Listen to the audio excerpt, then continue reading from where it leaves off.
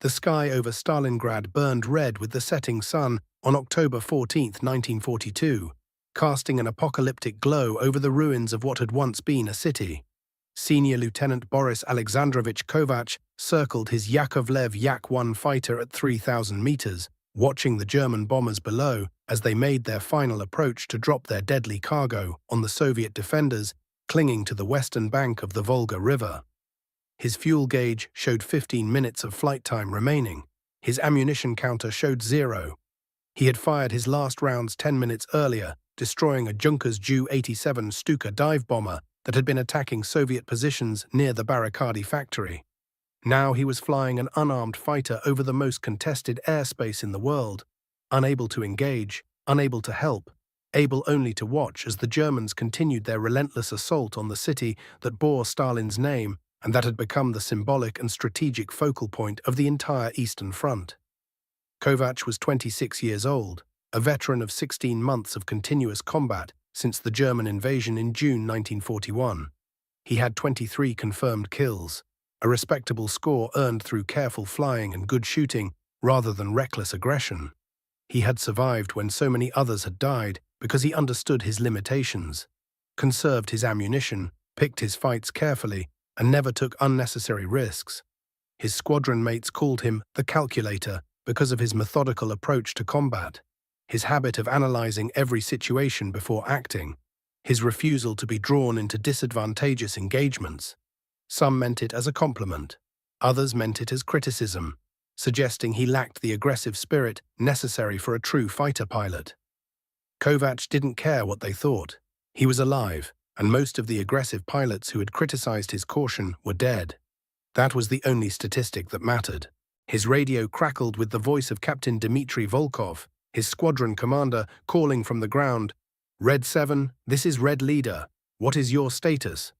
Kovacs keyed his microphone. "Red Leader, Red 7. I am out of ammunition, low on fuel, orbiting over the city. No further combat capability." There was a pause, then Volkov's voice, tired and resigned. "Understood, Red 7. Return to base. You've done what you could today." Kovacs acknowledged and began a gentle turn toward the east, toward the airfield at Krasnaya Sloboda on the eastern bank of the Volga, where his regiment was based. Another day of combat over Stalingrad, another day of watching the city die piece by piece under German bombs and shells. The Soviet Air Force was fighting desperately to maintain some presence over the city, but they were outnumbered, outgunned, and losing aircraft faster than they could be replaced. Every pilot knew that Stalingrad was where the war would be decided, that if the city fell, the entire southern front would collapse. But knowing the stakes didn't make the daily slaughter any easier to endure. As Kovacs turned east, his eye caught movement at 5,000 meters, well above him. He looked up and saw a formation of aircraft approaching from the west, silhouetted against the darkening sky. At first, he thought they were more German bombers, but as they came closer, he recognized them as fighters. Messerschmitt Bf-109s, at least 8 of them, flying in 2 flights of 4. They were heading directly toward the Soviet positions, probably intending to strafe the defenders as the sun set, using the last light of day to inflict maximum damage before darkness made operations impossible. Kovacs watched them approach, calculating angles and speeds with the automatic precision that had earned him his nickname. The German fighters would pass within 2 kilometers of his position, close enough to see but too far to engage even if he had ammunition. They would continue to the city, would strafe Soviet positions, would kill soldiers who had no defense against air attack, and then would return to their comfortable bases west of the city while Soviet soldiers died in the rubble. Something about the formation caught his attention. The lead aircraft, flying at the point of the first flight, had distinctive markings: a yellow nose and tail, and what looked like a large number painted on the fuselage. Even at this distance, Kovacs could see that this was not an ordinary fighter. The markings indicated a senior pilot, possibly a squadron or group commander, someone important. As the formation came closer, Kovacs could make out more details. The lead aircraft had a row of small kill markings on the fuselage below the cockpit, dozens of them indicating an experienced ace. The other aircraft in the formation were flying in tight, disciplined formation, the mark of a veteran unit. This was not a group of green pilots on their first mission. These were professionals, probably one of the elite Jagdgeschwader units that the Luftwaffe concentrated at critical points, and they were heading directly towards Soviet positions that had no air cover, no fighters to oppose them, nothing to stop them from inflicting terrible casualties. Kovacs should have continued his turn toward base. He was out of ammunition, low on fuel, and facing 8 German fighters, led by what appeared to be a highly experienced ace. Engaging them would be suicide, and suicide without purpose was not courage, but stupidity. His squadron commander had ordered him to return to base. Every rational calculation said to leave, to survive, to fight another day. But Kovacs found himself not turning away, but instead climbing, pointing his Yak-1's nose toward the German formation, advancing his throttle to maximum power. His mind was racing, analyzing the situation with the same methodical precision he applied to every combat decision. He had no ammunition, so he could not shoot down the German fighters. But he could disrupt their attack, could force them to break formation, could buy time for the Soviet soldiers below. How? By making the Germans think he was a threat, by positioning himself aggressively, by bluffing. Fighter pilots were trained to be cautious when they saw an enemy aircraft approaching, to assume it was armed and dangerous until proven otherwise. If Kovacs flew aggressively enough, the Germans might break off their attack to engage him, and by the time they realized he was unarmed, he could escape in the gathering darkness. It was a thin plan, full of assumptions and risks, but it was better than doing nothing. Kovacs climbed toward the German formation, his Yak-1 straining to gain altitude. The Yakovlev was a good fighter, maneuverable and fast at low altitude, but it struggled above 4,000 meters, where the air was thin and its engine lost power. The Messerschmitt Bf 109, by contrast, was optimized for high-altitude performance and would have every advantage in the coming engagement. If it came to actual combat, Kovacs would lose quickly. But he wasn't planning on actual combat. He was planning on deception. At 4,000 meters, still 1,000 meters below the German formation, Kovacs turned to parallel their course, positioning himself as if preparing for a slashing attack from the side. It was an aggressive position, the kind of setup an experienced pilot would use before engaging. The Germans saw him. He could tell because the formation's spacing changed slightly, tightening up, the wingmen moving closer to their leaders. They had spotted the lone Soviet fighter and were preparing for his attack. Kovacs waited, maintaining his parallel course, letting the tension build. The Germans would be wondering why he wasn't attacking, would be trying to assess whether he was alone or the lead element of a larger formation. Every second of uncertainty was a second they weren't strafing Soviet positions. Then the lead German aircraft, the one with the yellow markings and the kill scores, broke formation and turned toward Kovacs. The movement was aggressive, confident, the turn of a pilot who had done this hundreds of times and who was not intimidated by a lone Soviet fighter. The other German aircraft maintained their course toward the city, but their leader was coming to deal with this nuisance personally. Kovacs felt his heart rate accelerate. This was not what he had planned. He had hoped to disrupt the entire formation, not to draw the attention of their leader. But perhaps this was better. If he could keep the German leader engaged, the rest of the formation might circle and wait, rather than continuing their attack. It was worth trying. The German Bf 109 closed rapidly, diving from its altitude advantage, building speed. Kovacs turned toward him, not away, maintaining the illusion of aggression. The two fighters closed at a combined speed of over 800 kilometers per hour, the distance evaporating in seconds. At 800 meters, the German opened fire. Kovacs saw the muzzle flashes from the Bf 109's nose-mounted cannon and wing-mounted machine guns, saw the tracers reaching out toward him. He broke hard left, evading the burst, and the German flashed past, his speed too high to turn, with Kovacs's tighter-turning Yak-1. It was a classic boom and zoom attack, using speed and altitude advantage to make a quick pass and then climbing back to safety. The German would climb, turn, and attack again, and eventually he would hit Kovacs's aircraft. Unless Kovacs could maintain the deception long enough to escape. The Bf 109 climbed away, converting its speed back into altitude, and Kovacs turned to face him again, maintaining the aggressive posture. The German pilot was probably wondering why the Soviet fighter hadn't fired back during that first pass, was probably beginning to suspect that something was wrong. The second attack came from a different angle, the German having repositioned during his climb. Again, the Bf-109 dove at high speed, again the muzzle flashes and traces, and again Kovacs evaded with a hard turn. But this time, the German didn't climb away. Instead, he pulled into a hard turn, trying to get behind Kovacs, trying to turn this into a dogfight. This was bad. In a turning fight, the Yak-1 had some advantages at low altitude, but up here at 4,000 meters, the Bf-109 was superior. And more importantly, in a sustained dogfight, the German would quickly realize that Kovacs wasn't shooting back, would understand that the Soviet fighter was unarmed, and would press his attack without caution. Kovacs turned hard, pulling his Yak-1 into the tightest turn it could manage at this altitude.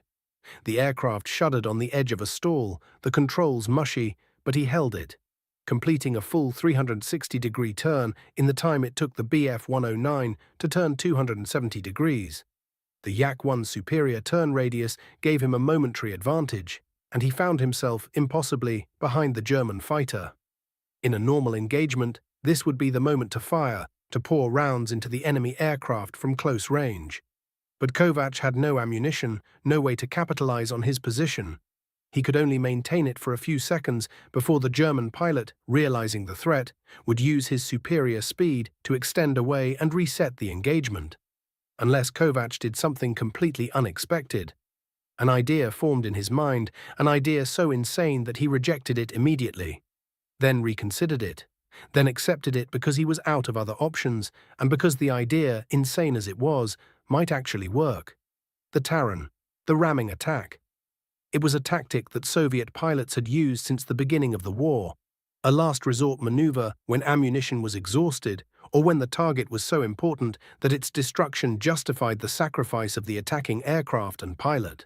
The theory was simple: use your aircraft as a weapon, ram the enemy, and hope that you could bail out before your own aircraft disintegrated. The practice was far more complex and usually fatal.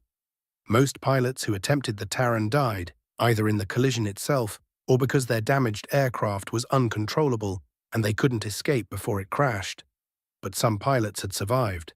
Kovacs knew the stories, had heard about pilots who had carefully struck the enemy's tail or wing with their propeller or wing, causing catastrophic damage to the enemy while suffering only moderate damage themselves, enough to maintain control and limp home. It required precision, timing, and enormous courage. It also required accepting that you might die in the next few seconds. Kovacs looked at the Bf-109 ahead of him, at the yellow-marked aircraft flown by a German ace who had probably killed dozens of Soviet pilots, who was leading a formation to attack Soviet soldiers who had no defense. He thought about the soldiers in Stalingrad, fighting and dying in the ruins, holding the city through sheer determination despite being outnumbered and outgunned. He thought about his squadron mates who had died over the past 16 months, good men who had given everything to stop the German advance. And he made his decision. He advanced his throttle to maximum power and aimed his Yak-1 directly at the Bf-109's tail section. The German pilot saw him coming at the last moment and tried to break away, but he was too late. Kovacs's propeller, spinning at 2,400 revolutions per minute, struck the Bf-109's vertical stabilizer and rudder. The impact was tremendous, a grinding, tearing sound that filled the cockpit, followed by violent vibration as Kovacs's propeller disintegrated. Pieces of the German aircraft's tail section flew off, tumbling through the air. The Bf-109's entire tail assembly was shredded, the vertical stabilizer nearly severed, the rudder gone completely. The German fighter snap-rolled to the right and entered a flat spin, completely uncontrollable. Kovacs caught a glimpse of the German pilot struggling with his controls, trying desperately to recover, but it was hopeless. Without a tail, the Bf-109 was just a falling object, not an aircraft. The German pilot jettisoned his canopy and tried to bail out, but the spinning aircraft's centrifugal force pinned him in his seat. The Bf-109 spun down through 3,000 meters, 2,000, 1,000, and impacted the ground west of Stalingrad in a massive explosion. The German ace, whoever he had been, was dead. Kovacs's own aircraft was in terrible condition. The propeller was gone, just a shattered hub remaining. The engine was vibrating violently, probably damaged by the impact. The nose cowling was partially torn away. But the controls still responded, and the aircraft was still flying, or more accurately, gliding. Without the propeller, he had no thrust, but he had altitude and he could glide. The question was whether he could glide far enough to reach Soviet-held territory before he had to bail out. He turned east, toward the Volga River, nursing every meter of altitude, adjusting his glide angle to maximize distance. The remaining 7 German fighters had seen what happened and were circling, probably in shock. They had just watched a Soviet fighter deliberately ram their leader, had seen both aircraft damaged, had seen their leader's aircraft spin into the ground. They were probably trying to process what they had witnessed, trying to decide whether to pursue Kovacs or to break off and return to base. Kovacs didn't wait to find out. He continued his glide toward the east, watching his altitude decrease steadily. 3,000 meters, 2,500, 2,000. The Volga River was ahead, the dividing line between German-held and Soviet-held territory. If he could cross it, he would be safe. If not, he would have to bail out over German positions and spend the rest of the war in a prison camp, assuming the Germans didn't shoot him on sight for ramming their leader. 1,500 meters altitude, and he was over the western edge of the city, over the ruins where Soviet and German soldiers fought building by building, room by room. 1,000 meters, and he was over the center of the city, over the Barrikady factory that had changed hands 6 times in the past month. 500 meters, and he could see the Volga ahead, the wide river that was the lifeline for the Soviet defenders, the route by which supplies and reinforcements reached the city. 300 meters, and he crossed the western bank of the river. He was over water now, over Soviet-held territory. He had made it. But his altitude was still decreasing, and the eastern bank was still a kilometer away. At 100 meters altitude, Kovacs accepted that he wasn't going to make it to the airfield. He was going to have to ditch in the river or bail out. Ditching was dangerous, the impact with water at high speed often fatal, but bailing out at this altitude was also risky. He had perhaps 5 seconds to decide. He chose to stay with the aircraft, to try to ditch it in the river. He had heard of pilots successfully ditching fighters in water, though he had never tried it himself. The key was to touch down as slowly as possible, nose up, trying to belly land on the water's surface rather than diving into it. At 50 meters altitude, Kovacs pulled back on the control stick, raising the nose, bleeding off speed. The Yak-1 slowed to barely 150 kilometers per hour, just above stalling speed. At 10 meters, he pulled back further, holding the nose high. The aircraft's tail touched the water first, then the belly, and then the entire aircraft was skidding across the Volga's surface in a spray of water. The deceleration was violent, throwing Kovacs forward against his harness straps. The canopy shattered from the impact. Water poured into the cockpit. The aircraft slewed left, then right, then came to a stop, floating for a moment before beginning to sink. Kovacs unbuckled his harness and climbed out of the cockpit into the freezing water of the Volga. The river was cold, shockingly cold, the water temperature barely above freezing. He struck out for the eastern shore, swimming with desperate strokes, knowing that he had only minutes before hypothermia set in.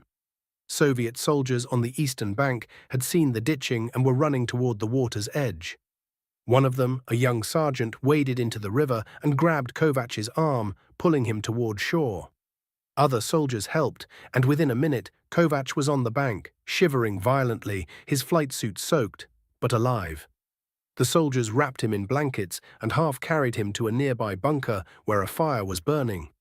As feeling slowly returned to his limbs, Kovacs tried to process what had just happened. He had rammed a German fighter, had destroyed it and killed its pilot, had survived the collision, had glided his damaged aircraft across the city and the river, and had ditched successfully. By any rational calculation, he should be dead. Instead, he was sitting by a fire, drinking hot tea that a soldier had pressed into his hands, alive against all odds. Captain Volkov arrived an hour later, having driven from the airfield when he heard about the ditching. He found Kovacs in the bunker, still wrapped in blankets, still shivering slightly despite the fire. "Boris," Volkov said, using his first name, "what the hell did you do? We got reports from ground observers that you rammed a German fighter.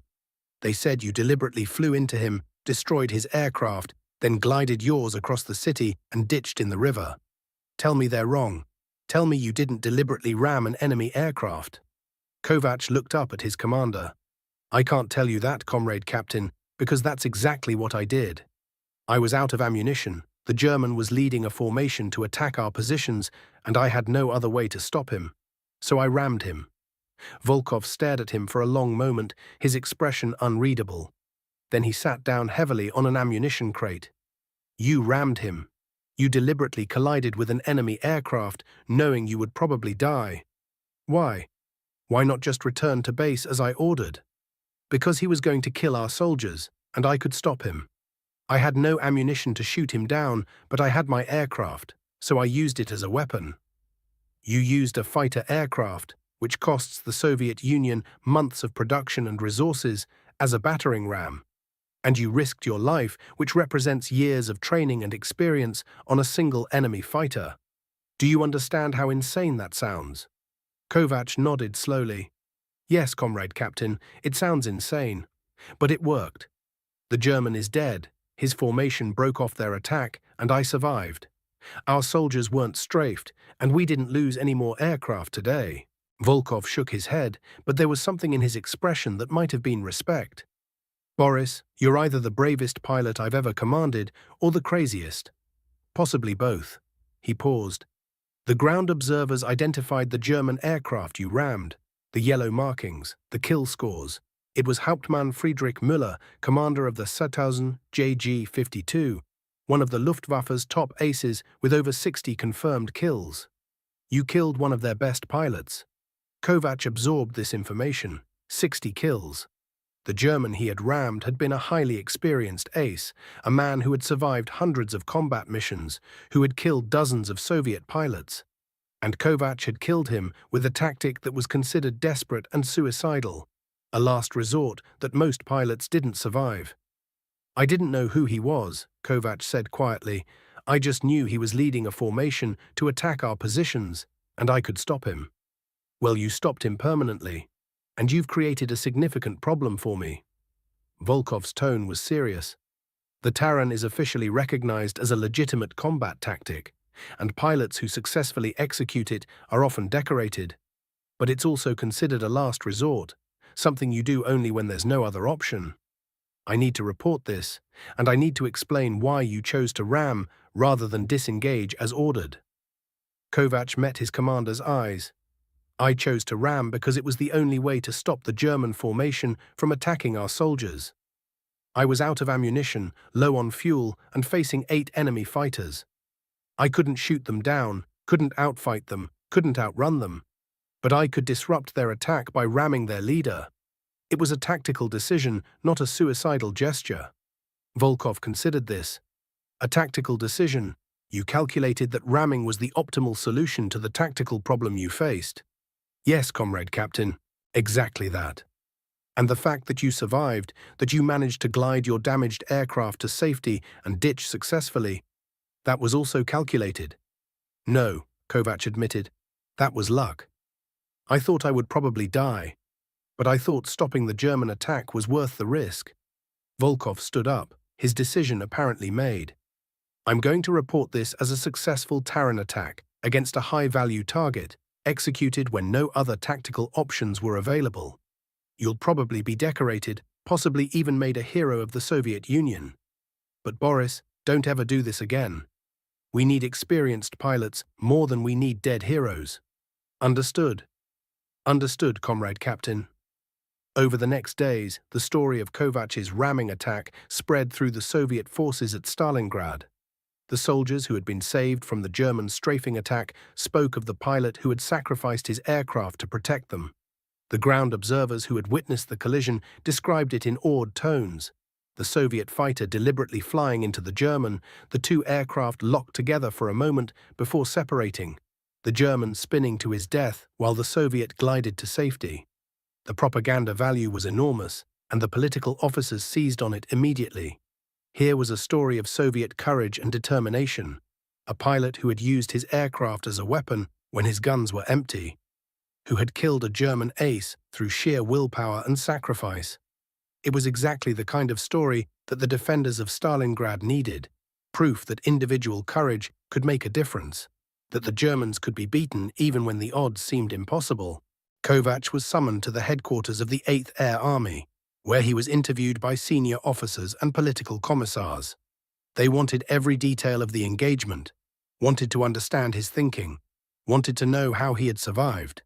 Kovacs told them the truth. He had been out of ammunition, had seen an opportunity to disrupt a German attack, had calculated that ramming was his only option, and had executed the maneuver with as much precision as possible to maximize his chances of survival. The officers listened, asked questions, and took notes. One of them, a colonel whose uniform was heavy with decorations, asked the question that everyone was thinking. "Comrade Senior Lieutenant, the Terran is considered a last resort tactic, something you do when you're about to die anyway. But you weren't about to die. You could have disengaged, returned to base, lived to fight another day. Why did you choose to ram instead?" Kovacs thought about the question carefully before answering. "Comrade Colonel, I could have disengaged, yes. But the German formation would have continued their attack, would have strafed our positions, would have killed Soviet soldiers who had no defense against air attack. I had the ability to stop that attack, but only by ramming. The choice was between my possible death and the certain death of soldiers on the ground. That's not really a choice at all." The colonel studied him for a long moment. "You're saying you calculated that your life was worth less than the lives of the soldiers you saved?" "No, Comrade Colonel. I'm saying I calculated that stopping the German attack was worth the risk to my life. There's a difference." The colonel nodded slowly. "Yes, there is a difference. And that difference is what makes you a hero of the Soviet Union." The decoration was awarded in a ceremony at the 8th Air Army headquarters on October 20th, 1942. Kovacs stood at attention while the citation was read, describing his ramming attack, the destruction of the German ace, and his successful survival and return to Soviet lines. The Gold Star Medal was pinned to his uniform by General Timofey Kryukin, commander of the 8th Air Army, who shook his hand and said quietly, "You've given the defenders of Stalingrad something they desperately needed: hope. Don't underestimate the value of that." Kovacs returned to his squadron the next day, expecting to resume normal operations. Instead, he found that everything had changed. His squadron mates, who had called him the calculator with varying degrees of mockery, now treated him with something approaching reverence. The careful, methodical pilot who had always avoided unnecessary risks had deliberately rammed an enemy aircraft, had killed a German ace, and had survived. It didn't fit their understanding of who he was. Lieutenant Pavel Sokolov, one of the younger pilots, finally asked the question that everyone was thinking. "Comrade Senior Lieutenant, we always thought you were too cautious, too careful. You never took risks, always flew by the book. But then you did the most extreme thing possible, something that should have killed you. How do we reconcile those two things?" Kovacs considered the question. "They're not contradictory, Pavel. I'm careful because I understand risks and try to minimize them. But when the tactical situation requires taking a risk, when there's no other option, I take it. The ramming attack was risky, yes, but it was a calculated risk with a specific tactical objective. I wasn't being reckless. I was solving a problem with the only tool I had available." "Your aircraft," Sokolov said. "You used your aircraft as a weapon." "Yes. When my guns were empty, the aircraft itself became the weapon. It's not something I would do casually, but in that situation, it was the right decision." The younger pilot shook his head in wonder. "I don't think I could do that. Deliberately fly into another aircraft, knowing I might die. That takes a kind of courage I don't have." "It's not about courage," Kovacs replied. "It's about understanding what needs to be done and doing it. The German was going to attack our soldiers. I could stop him. Therefore, I had to stop him. The personal risk was secondary to the tactical necessity." Over the next months, Kovacs continued flying combat missions over Stalingrad, accumulating more kills as the battle raged through the winter of 1942-1943. His score climbed to 31 confirmed kills by the time the German 6th Army surrendered in February 1943, making him one of the top Soviet aces. But he was always known primarily for the ramming attack, for the day he had killed a German ace by deliberately colliding with him and had somehow survived. The tactic itself, the Taran, became more common as the war progressed. Soviet pilots, inspired by Kovacs and others who had successfully executed ramming attacks, used it when ammunition was exhausted or when facing particularly important targets. The statistics were grim. Approximately 70% of pilots who attempted the Taran died in the attempt. But 30% survived, and those survivors often became heroes, their courage and sacrifice celebrated throughout the Soviet Union. Kovacs himself never attempted another ramming attack. He didn't need to. His guns were always loaded after that first incident, his aircraft always maintained in perfect condition. But the knowledge that he had done it once, that he had been willing to sacrifice himself to stop an enemy attack, changed how other pilots viewed him. He was no longer just the calculator, the careful pilot who avoided risks. He was the man who had rammed a German ace and lived, who had proven that calculation and courage were not opposites but complements. After the war, Kovacs remained in the Soviet Air Force, eventually retiring as a colonel in 1960.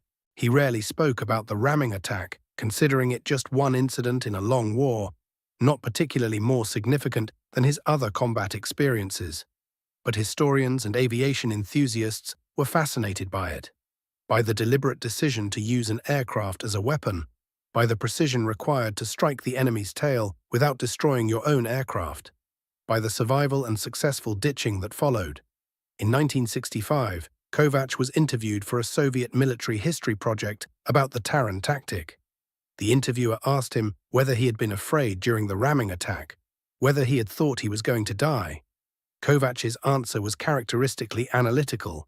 Fear is a natural response to danger, and yes, I was afraid. But fear doesn't prevent action if the action is necessary. I knew the ramming attack was dangerous, knew I might die, but I also knew it was the only way to stop the German formation. So I did it. The fear was irrelevant to the decision. But you survived, the interviewer pressed. How did you manage to survive when so many others who attempted the Taran died? Precision, Kovacs replied. I didn't just fly blindly into the German aircraft. I aimed for his tail section, specifically the vertical stabilizer, using my propeller as the striking weapon. The propeller is the strongest part of the aircraft's nose, and the tail is relatively fragile. By striking there, I maximized damage to his aircraft while minimizing damage to mine. It was still dangerous, still a risk, but it was a calculated risk, with the best possible chance of survival. So even in that extreme moment, you were calculating, analyzing, trying to optimize your chances. Yes, that's what I do. That's what kept me alive through 4 years of war. I calculate, I analyze, I make decisions based on the best available information. Sometimes those decisions involve taking risks, but they're always calculated risks, never blind chances. The interviewer paused, then asked one final question. If you had to do it again, knowing what you know now, would you still ram that German aircraft? Kovacs didn't hesitate. Yes. The tactical situation required it, and it worked. The German ace died, his formation broke off their attack, Soviet soldiers were saved, and I survived. By any measure, it was a successful operation. Would I want to do it again? No, it was terrifying and dangerous. But would I do it if the situation required it? Absolutely. Boris Alexandrovich Kovacs died in 1989 at the age of 73, having outlived the Soviet Union he had fought to defend by just 2 years. His obituary in Pravda noted his wartime service, his 31 confirmed kills, and his Hero of the Soviet Union decoration. But it focused particularly on the ramming attack, on the day he had killed a German ace by deliberately colliding with him and had somehow survived to tell the tale. At his funeral, several former pilots spoke about his influence, about the lessons he had taught regarding calculated risk-taking and tactical decision-making.